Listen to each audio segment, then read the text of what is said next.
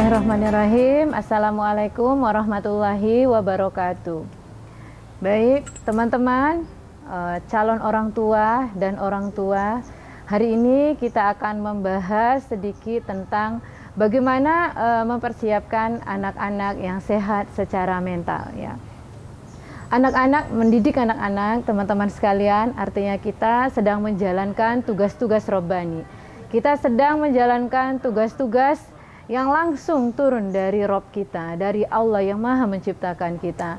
Lalu mampukah kita menghadirkan kehidupan yang melahirkan kebahagiaan, yang melahirkan ketenangan dan ketentraman dalam hidup mereka?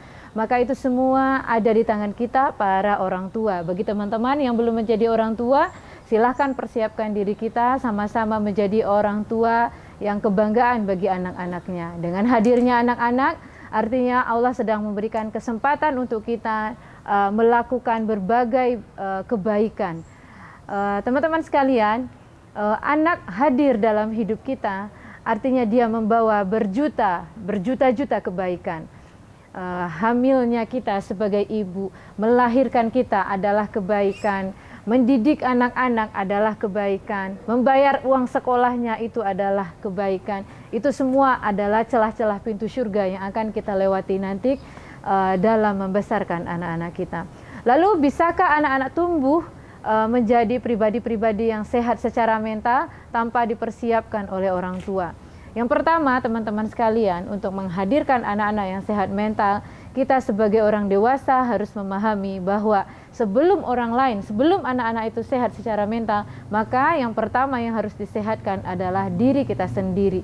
Bagi kalian yang belum menikah, kalau menyadari adanya permasalahan-permasalahan terkait kesehatan mental, maka saya sarankan segera konsultasikan dirimu, lalu persiapkan dirimu untuk menjadi orang tua. Bagi yang sudah menjadi orang tua, maka kita lihatlah yang pertama sekali yang bisa membayangkan kita jauh dari situasi-situasi yang menimbulkan amarah kepada anak kita dengan segala macam perilaku yang dia tampakkan.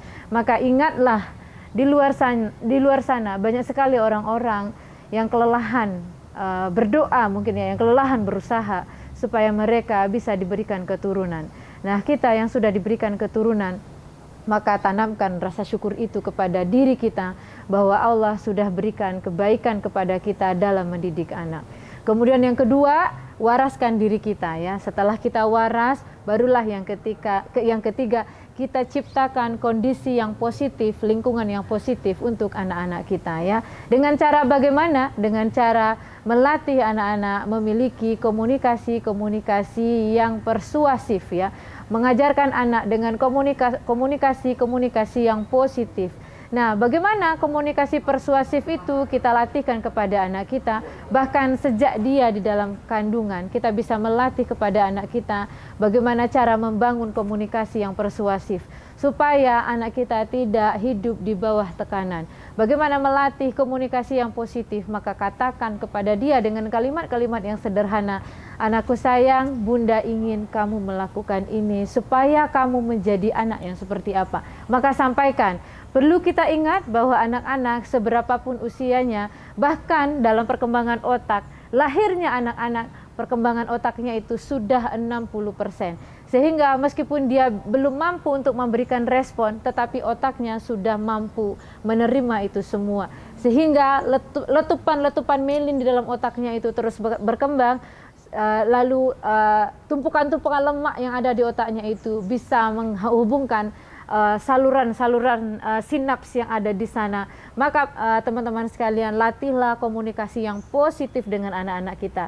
Semakin anak-anak terlatih memiliki komunikasi yang positif, maka semakin berkembang otaknya, semakin positif kehidupannya. Itu adalah langkah awal, ya, langkah awal kita menanamkan bagaimana kesehatan mental itu tumbuh dan berkembang dalam kehidupan anak-anak kita. Sehingga biarkan dia beraktivitas dengan lancar, biarkan dia berkreasi dengan sebebas-bebasnya, tetapi tetap dalam sebuah peraturan di mana dia tidak melakukan kejadian-kejadian yang membahayakan dirinya, ya. Supaya apa, teman-teman? Supaya terbentuklah saluran impuls, ya, saluran-saluran sinaps yang ada di otaknya dengan positif, ya. dengan produktif, sehingga anak-anak kita menjadi anak-anak yang mampu berpikir positif, anak-anak yang tumbuh menjadi anak-anak yang kreatif, sehingga nanti ketika dia tumbuh dan berkembang menjadi manusia-manusia yang dewasa, dia menjadi manusia-manusia yang sehat secara mental, yang mampu memandang kehidupan dari sisi yang positif, yang mampu melihat kehidupan dengan penuh rasa syukur. Baik, itu mungkin yang bisa saya sampaikan.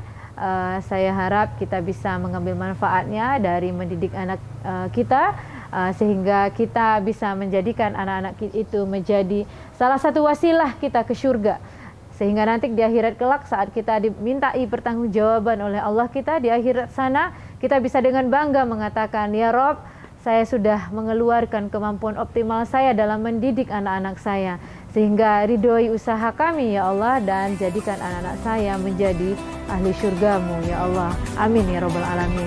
Itu saja, wabillahi taufiq wa hidayah. Wassalamualaikum warahmatullahi wabarakatuh.